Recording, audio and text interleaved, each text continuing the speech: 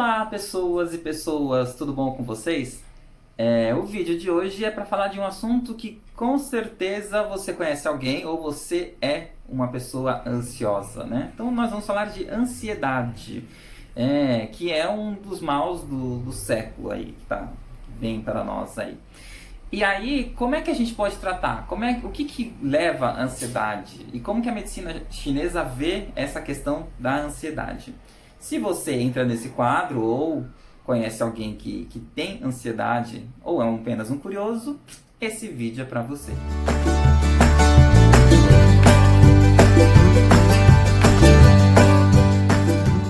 Então vamos lá explicar o que é a ansiedade. Ela é um alerta natural do nosso corpo, né? Nós todos temos ansiedade, né? Imagina assim, você está lá fazendo o seu bolo para o café da tarde. Então você põe lá no forno e aí você olha e fala, ai, como eu queria que ele crescesse bonitinho, que ele não quebrasse, que ele cresça, fique grande, que ele fique fofinho, né? Enfim, que ele asse direito, né? Isso é uma ansiedade. É natural. Você quer que ele fique bom, né? Pelo menos eu acho que todo mundo quer, né? Ninguém espera que ele queime, né? Às vezes, né? Não sei. E essa é a ansiedade normal que a gente tem. Só que quando ela passa do ponto, o nosso corpo começa a soltar diversas químicas, diversas substâncias e hormônios que, quando são soltadas, né, de forma desenfreada, vão ocasionando diversas coisas, né? E quais são os sintomas disso, por exemplo, da ansiedade quando ela passa do ponto? Geralmente a pessoa fala que ela tem uma respiração ofegante, ou ela tem falta de ar, ela tem problema de concentração, ela tem diversas tensões musculares, ela tem aquele problema da síndrome das pernas inquietas, ela fala muito rápido, ela fica uma pessoa irritada, sofre de insônia, enfim, tem diversos sintomas que a pessoa vai falando que sente quando tem esses quadros de ansiedade. E quais são as causas da ansiedade, né? Por que tem aumentado muito o número de pessoas ansiosas por aí? Segundo a OMS, 23,9% das pessoas sofrem de ansiedade. Eu acho um número ainda pequeno, eu acho que deve ser um pouco mais, né? Tipo o dobro, o triplo disso daí. Mas, enfim. E aí tem aumentado, no meu ponto de vista, é porque nós estamos passando por um momento em que as pessoas querem as coisas tudo para ontem. É extremamente imediatista.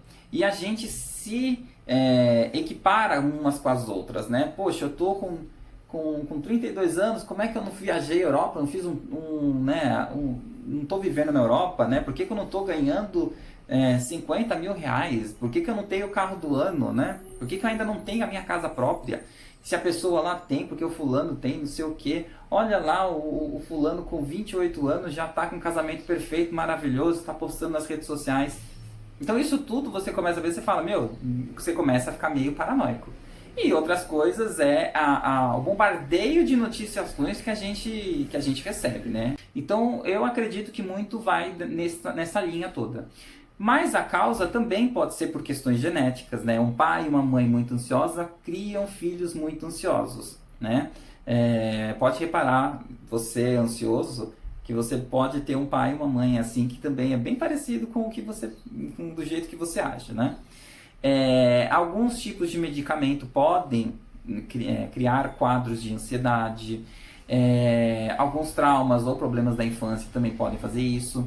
Vícios também criam ansiedade, né? Quem fuma, bebe, sabe muito bem que aí depois de um tempo que você fica sem fumar, por exemplo, você fica, ai meu Deus do céu, vontade de fumar, não sei o que. Então, isso já é uma ansiedade e já está passando do ponto também.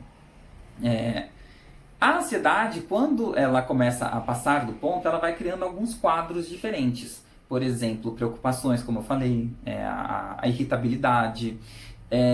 E aí vão ganhando alguns nomes. Por exemplo, o TAG, que é o transtorno de ansiedade generalizada. Quando você tem um quadro de uma pessoa extremamente preocupada, mas também extremamente estressada. Isso tudo causa... tem o nome de TAG. Você começa a criar toques que é aquele problema de que a pessoa tem que arrumar as coisas, tem que se organizar, ou até mesmo aquele tipo de pessoa que antes de sair de casa ela tem que conferir 2 vezes a porta, porque senão ela não consegue sair de casa, ou ela, antes de ir para o trabalho, ela precisa ouvir 2 campainhas tocarem. Enfim, tem algumas coisas assim. Parece bobinho, mas tem muita gente assim. A pessoa pode apresentar fobia social. E o principal, assim, o mais comum, que é a síndrome do pânico, onde a pessoa perde ela tem tanto medo que às vezes ela não consegue sair de casa, ou por algum período, ou algo leva ela a ter uma paralisia naquele momento de alguma coisa por causa desse medo que vem, às vezes, do nada, que ela não consegue explicar muito bem. Para a medicina chinesa é muito importante a gente saber quais são os sintomas, o que a pessoa de fato está sentindo e o que ela sente quando ela tem essas crises de ansiedade. Porque para os chineses, dependendo dos sintomas, é algum órgão que está sendo afetado, ou órgãos também, pode ser vários ao mesmo tempo. Imagina que o nosso corpo é como se fosse uma fábrica, né? Onde você tem alguns funcionários que não trabalham direito, não querem trabalhar, são meio preguiçosos, né? Assim. E se o chefe não vai lá, vamos lá trabalhar? Ele não trabalha, né? Ele faz corpo mole. Então, esses órgãos ou esses funcionários estão trabalhando em deficiência. A gente precisa sempre estar lá estimulando ele para ele trabalhar direito, né? Até que um dia ele pegue, agora ele está trabalhando direitinho. E tem sempre, do outro lado, né, os órgãos ou os funcionários que são workaholics, que trabalham lá desesperadamente, eles começam a trabalhar muito mais cedo, levam o serviço para casa, né? E aí você tem que falar para ele, trabalha menos, não precisa trabalhar desse jeito, para quê? Né? E aí você está falando de um funcionário e de um órgão que está trabalhando em excesso. Então a gente precisa controlar os dois. Dar um estímulo para o pessoal trabalhar mais e falar para o outro pessoal ali, falar, maneira aí, né? Não precisa desse jeito. Então, quais são os sintomas dependendo do órgão que é afetado? Por exemplo, o coração é um dos órgãos que podem ser afetados, porque para os chineses a mente está no coração. E aí, quando não tem, o coração e a mente não estão em sincronia, quando o que eu penso não é o que eu faço, né? A gente começa a ter diversos pensamentos repetitivos, a gente não raciocina, a gente não consegue descansar a mente, né? Porque de tanto pensamento, é tanta coisa que você não para de pensar, você não descansa. A questão da fala rápida, ela pode ter manias de toques através de um coração que está trabalhando em excesso, né? Então a gente precisa controlar esse coração. A ansiedade também pode levar a muito medo, né? Geralmente são preocupações que levam a medo. Se for pessoas extremamente preocupadas, né, com várias coisas, independente, com pessoas ou com ela mesma, ela tem um excesso ou uma deficiência no pulmão. Então a gente precisa tratar o pulmão. Só que essa preocupação pode ir se transformando em vários medos. Aí do pulmão, ela afeta o rim, né? Então aí já são 2 órgãos que vão ser afetados, né? E aí só que esse círculo pode ir trabalhando, né? E isso vai fazendo e atingindo outros órgãos, né? Quando você tem, por exemplo, aqueles pensamentos recorrentes e você não consegue parar de pensar naquilo, geralmente é o baço que foi afetado. E aí ele não consegue fazer com que você visualize outra coisa a não ser aquilo.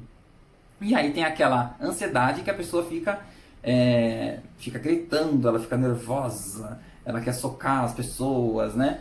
Que aí já está afetando o fígado. Então a gente precisa descobrir quais são os sintomas da pessoa para a gente poder ajudar. Então quer dizer que eu não preciso de psicólogo? Se eu fizer sessões com um acupunturista ou com um massoterapeuta, quer dizer que eu resolvo tudo? Não. Né? Muitas vezes é necessário a ajuda de um psicólogo. O que eu sugiro é que tenha uma junção das 2 áreas. Porque você indo no psicólogo, você consegue trabalhar o seu mental, você consegue compreender o que acontece com você, ao passo de que a medicina chinesa, através de acupuntura, massagem, você vai fazer com que o seu corpo ele trabalhe em harmonia. O seu corpo trabalhando em harmonia, você tem mais compreensão das coisas. E aí você consegue sair desses estágios de ansiedade, dessas crises que afetam muita gente. Falando dessa questão de procurar ajuda, lembrando sempre que é um tratamento, né? Primeiras sessões, às vezes, é só de conhecimento. A gente está ali, é como se fosse um relacionamento. E, na verdade, independente se é com um terapeuta ou com um psicólogo. A primeira sessão, você vai sair de lá, às vezes, falando, não, a pessoa não fez nada. É lógico que não. É muito difícil. Primeiro que você se descobrir, você se permitir abrir para alguém. Né? E aí, depois, conforme vai acontecendo as sessões, você começa a ver melhoras. Por quê? Porque a pessoa começa a te entender. E aí você fala, agora sim, estamos conversando e você vai vendo o resultado. Então, é um tratamento. Demora um tempo. Quanto tempo? Depende da pessoa, né? Às vezes ela precisa de anos para começar a entender. E às vezes algumas sessões você começa a ver que você fala, uau, eu estou vendo uma melhora, né? Mas isso vai depender de pessoa para pessoas, né? Eu no meu consultório eu atendo pessoas com ansiedade, né? E às vezes eu tenho até algumas que eu converso, né, no particular com o psicólogo para a gente achar uns caminhos para entender o que a gente pode fazer, como a gente pode melhorar. Porque às vezes alguma coisa que ele me falou, ele não falou pro psicólogo, para a gente conseguir ter um caminho e uma melhora mais rápida desse cliente, desse paciente, né? Aí eu trabalho aqui com acupuntura para equilibrar essas questões do corpo. Trabalho com florais, eu trabalho com reiki, barra de axis, que são ferramentas que ajudam muito a gente a equilibrar também as questões energéticas da pessoa. E também trabalhar os aspectos emocionais. Mas quais são, o que eu posso fazer assim? Quando eu estou na crise de ansiedade, às vezes o psicólogo não marcou essa semana, ou hoje é segunda, é só sexta-feira que eu vou. O que eu posso fazer para me acalmar? Bom, tem algumas coisas que a gente pode fazer. Primeiro de tudo é respirar. Né? A gente precisa criar o hábito de respirar de uma forma pensada, vamos dizer assim. Então é parar um pouquinho. Às vezes você está, por exemplo, você está no seu trabalho muito estressado, você sai 2 minutinhos para ir no banheiro. Fica lá, você vai fazer o seguinte, você vai respirar fundo, encher o pulmão, conta até 7. Com ele cheio. Chegou no 7, esvazia tudo. Aí deixa ele vazio e conta até 7 de novo, com ele vazio. Aí, agora chegou no 7, enche de novo. Com ele cheio, conta 7. E fica fazendo esse movimento aí algumas vezes. Você vai começar a ver que o cérebro começa a relaxar um pouco. Meditar também é uma coisa bem legal, né? Falar, mas você vai falar isso com ansioso? Eu não consigo ficar 30 minutos. Eu não disse quanto tempo é para ficar, né? É lógico que para quem não medita, 30 minutos é muita coisa. Então, eu sugiro começar com 1 minuto. 2 minutinhos já está ótimo. E não é o fato de não pensar. Você pode fazer linkado com a respiração. Você simplesmente vai ficar 1 minuto ali prestando só atenção na sua respiração. Já está ótimo. É isso o trabalho da meditação. Então, não tenha pressa. Né? Vá fazendo aos poucos. 1 minuto que seja. Se você conseguiu fazer direitinho, já se deu uma estrelinha de bom aluno. Tá ótimo, né? Amanhã você tenta fazer 1 minuto e meio. Depois você tenta fazer 2. E vai indo. Quando você vai ver, você já está fazendo 15, 20, 30 minutos. Certo? Outra coisa. Ouvir músicas calmas. Né? Se você, sei lá, às vezes você está em algum local que te deixa estressado, e você pode ouvir música, coloca uma música relaxante. Uma música relaxante. Não é para colocar um rock pauleiro, alguma coisa assim, porque isso às vezes você vai ficar mais agitado. Então é isso no vídeo de hoje, né? Hoje foi mais longo, porque acho que um assunto que merece muita atenção. Semana que vem tem outro assunto que também merece muita atenção. E aí vai ser surpresa, porque eu não vou falar, tá bom? E aí, se vocês gostaram, curta, compartilhe os vídeos. Já agradecendo a todas as pessoas que estão inscritas no canal, né, do YouTube. É muito legal ver que cresceu, né? Se é muito ou pouco, não me interessa, mas são os meus inscritos e muito obrigado de verdade. E aí a gente se vê semana que vem com outro vídeo bem polêmico.